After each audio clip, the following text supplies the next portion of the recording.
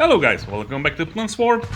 And to be honest, every time I post a couple of pictures from me playing Pikemans Lament with Warlord Games Epic Pike and Shotte models, every time, and I guarantee you every time, somebody comes in the comment and asks, what's your house rules and how do you play Pikemans Lament with Warlord Epic Pike and Shotte models? And it's, as it happens every time, so I guarantee after this video everybody will, stop asking so I can use it as sort of, how to say, the reaction. So, because everybody is keep asking, I decided I will make video how, not sure is to ask to, name it how to play, but more like how we play, and it's sort of guidelines how you can play the Pikemans Lament using Warlord Epic Pike and Shotte models. So, first of all, if you don't know what I'm talking about, Warlord Games a couple of years ago released their first epic scale models, which is great for, I'm not sure if I want to say hoarders, but yes, it's great for hoarders because for sort of great price, you get loads and loads of plastic miniatures in 15mm scale, and they are, in this 6mm style of strips, which is super great because it, even in the 15mm, it has this super huge army level scale feeling because rank troops in the lines, it looks fantastic in the 15mm, and I think it's one of the best things Warlord ever did. Period.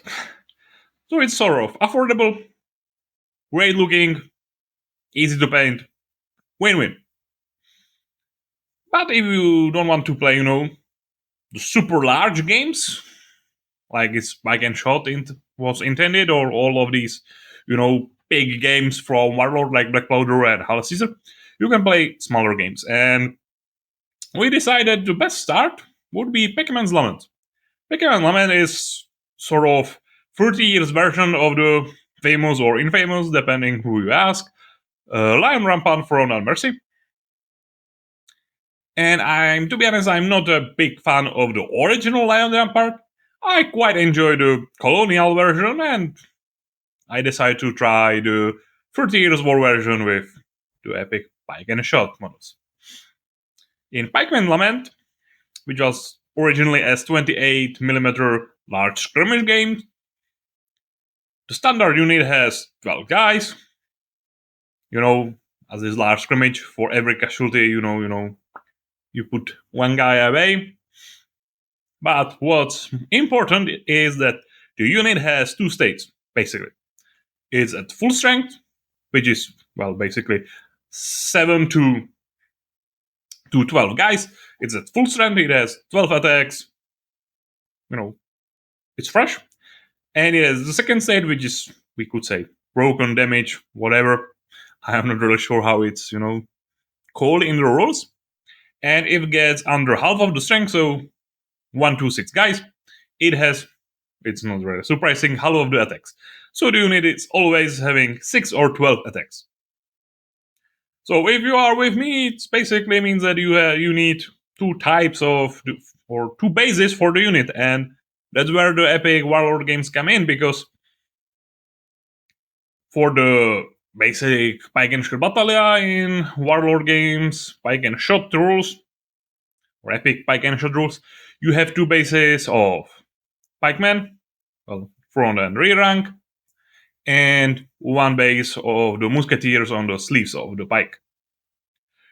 To be honest, I really hate the one base of musketeers to the sleeves of the pike, because it's sort of bullshit which goes with the Pike and Shotte wargaming from something like the 70s, when they were used to play that with the 1 to 70 scale plastic models, and for whatever reason it lived on in the 28 millimeters, and now Warlord try to make it a thing in the 15 millimeters.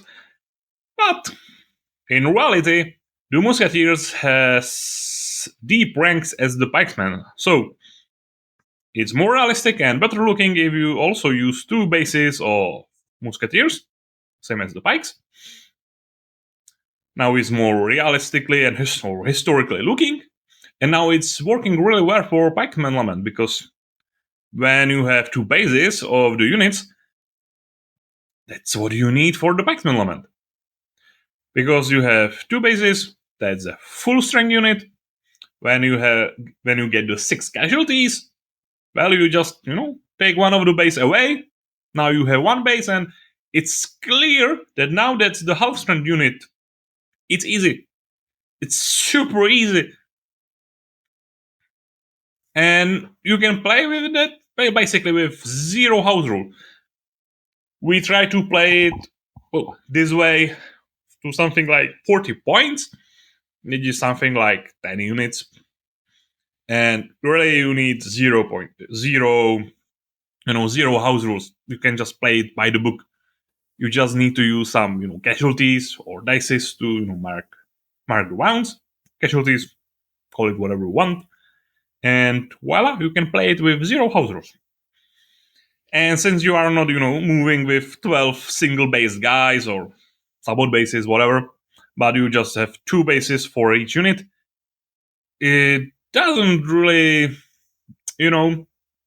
bother you to have so many more units than were originally intended for Pikemans Lament, because after all, you are moving 2 bases for 1 unit. It's really simple, and if you fill 20 units for an epic scale for Pikemans Lament, you're basically still moving less pieces than the guys who are playing the classic 24 points, which is basically something like 6 units in the original 28mm intended Pikemans Lament.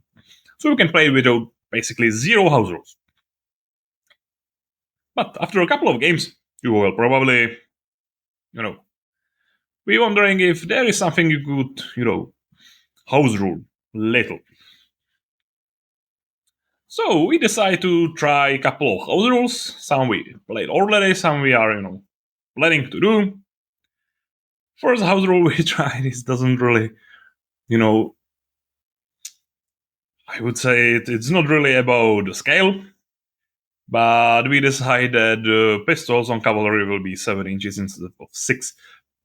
So if you are, charging the infantrymen with Caracol, you shoot at them and they stood firm, they can, countercharge you in the next turn, which is sort of stupid and sort of unhistorical, because, cavalry is always, faster than infantry, and it's sort of the point of it, since, pre-antique civilizations. But getting back to the, the large battle scale and the house rules, which you can use not just with epic scale, Warlord epic scale Pike and Shotte, but with all big battles in the Pikemans Lament. First is that we decided, like for example, in Age of Hannibal or any other more bigger, larger scale miniatures, you need some sort of supreme commander and small commanders. So we decided the best way will be to make one large commander, overall commander of the army, which will have 2+ bonus force test instead of the +1, and then you can be still not sure if pay 1 point or to have them free to recruit a regular small commander with +1 for the skill test.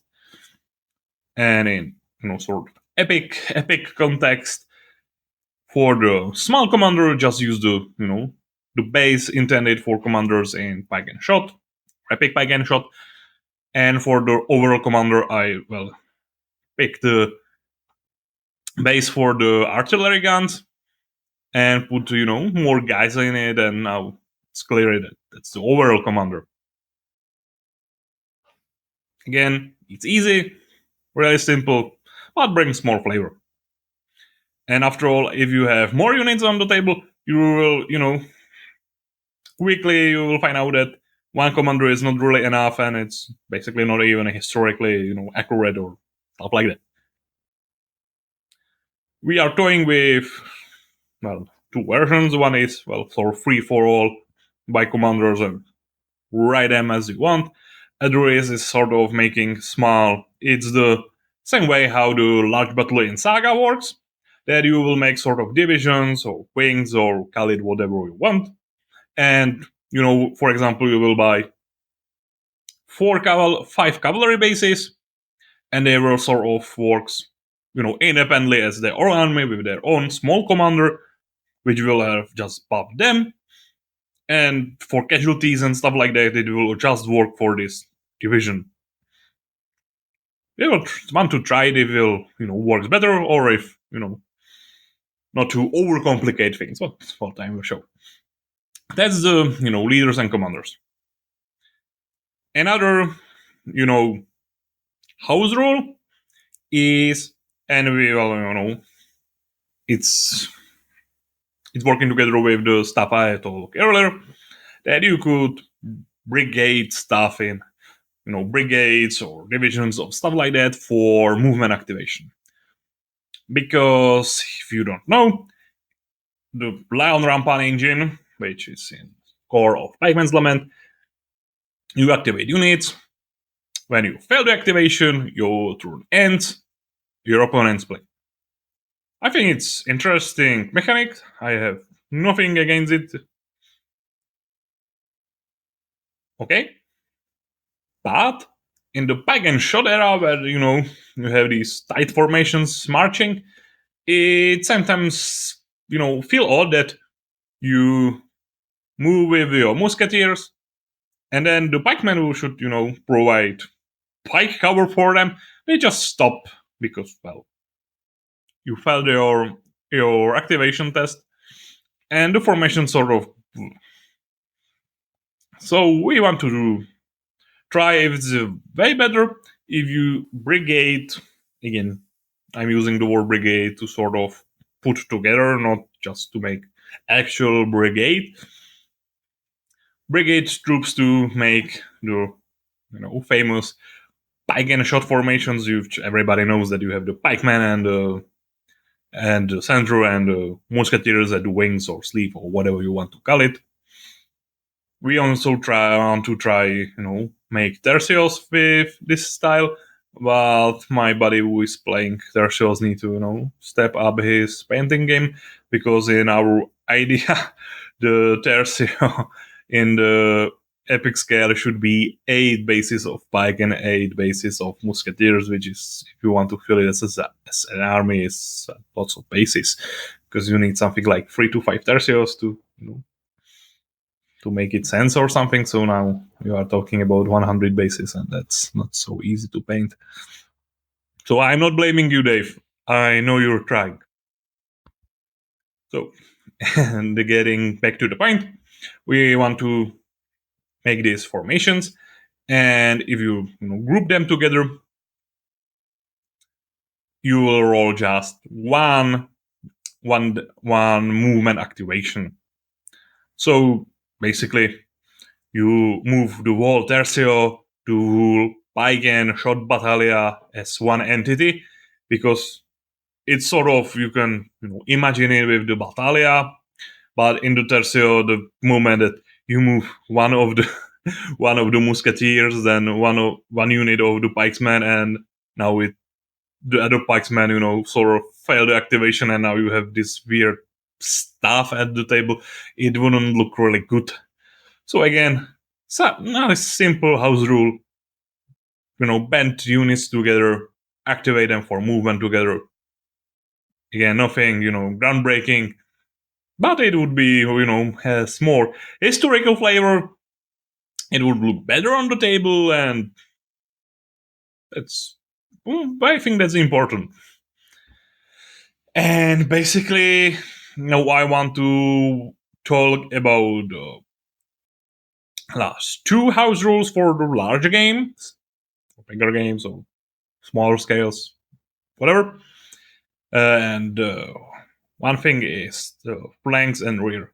They are non-existent in original Pikemans Lament at this sort of 28mm skirmish with 50 guys. There wasn't really 50 guys. It wasn't really necessary to have facings for the formations, because you have lots of guys running around. But again, simple solution, like in most of the easiest games. You have front, which is basically has rules, and then you have a flanks and you have a rear. If you attack unit from the flank or rear, they get maluses. I'm, to be honest, not sure if how to handle it. I have in my mind I have two options. Option one is to halve the attacks. So if you are attacked from the side, instead of 12 attacks, you have 6 attacks, which is in sort of spirit of the Pikemans Lament because it's worked this way. And if you have, the half strength unit, so you have six sixes already, you are hitting only on sixes. That's one way to do it. Second way to do it is, sort of Age of Hannibal solution. And if you attack from the flank, you have -1 to hit. If you attack from the rear, you have -2 to hit. Still, we need to, playtest it, playtest both versions, and see which is, more suiting for our needs.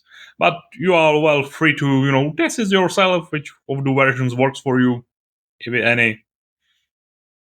It's up to you. But for me, on the large scale battles, it's sort of important to have this, extra rule for the flanks and the rear. I understand it in the scrimmage version, it doesn't really matter. But for me, it's sort of bugger that you, with your cavalry, you charge the musketeers from the rear when you outflank them, and basically it doesn't really matter in the game, and that's not cool in my opinion. But again, it's my opinion. And sort of last house rule is the fact that historically, musketeers, if there weren't detached musketeers, which were of course a thing, for example, for Swedish, it was a large thing. Historically, it was commanded shots.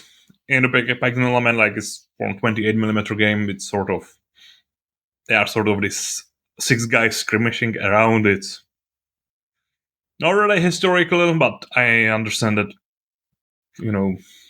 wargamers are used to have 6 guys as skirmishers in their games. It's sort of rule. You need to include them in the games. Also, I have in my history for Wargamers series, I have video about commanded shots and their distinction from the dragoons. If you want to educate yourself more, I will put link in the description. It's it's something like 7 minutes. I think it's interesting to listen, so you can check them out. But again, historically, the musketeers were working unisomo with the pikesmen, so they can shoot at stuff, which is there. Maybe that's why they're called shot. But when the enemy cavalry or another nasty infantry appeared, the musketeers weren't really, standing their ground, but sort of hide inside the pike blocks. That's basically how Spanish tercio worked. That you have the sort of pike hedgehog, Sonic the Hedgehog. I hope you are with me on that. The pointy squirrel. And the musketeers, they hide inside the pikes. It doesn't really work in the Pikemans Lament because each unit is on their own. But there is, again, easy house rule. As basically all special actions in Pikemans Lament are done on roll of 2 dice on, and on 7+ you have success, and you can scrimmage, you can caracol, you can make all these fancy activations.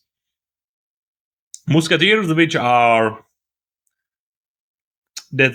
not detached but intached. It's that word in English. I am not really sure. Musketeers, which are next to the pikesmen. Whatever, it's up to you if you want to make the house rule that it works just inside their own battalion or brigade, whatever.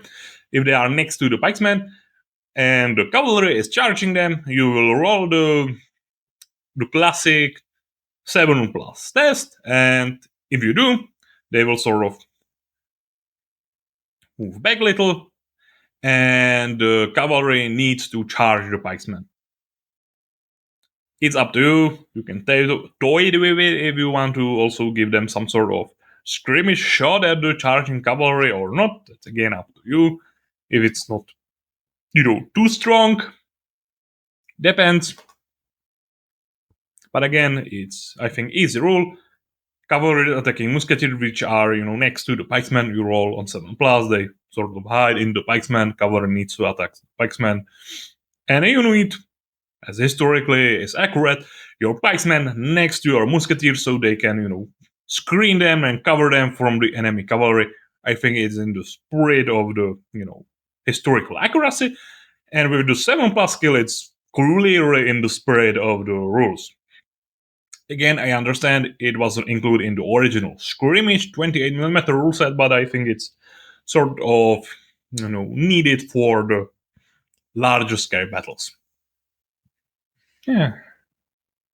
Oh, I have a little spider here.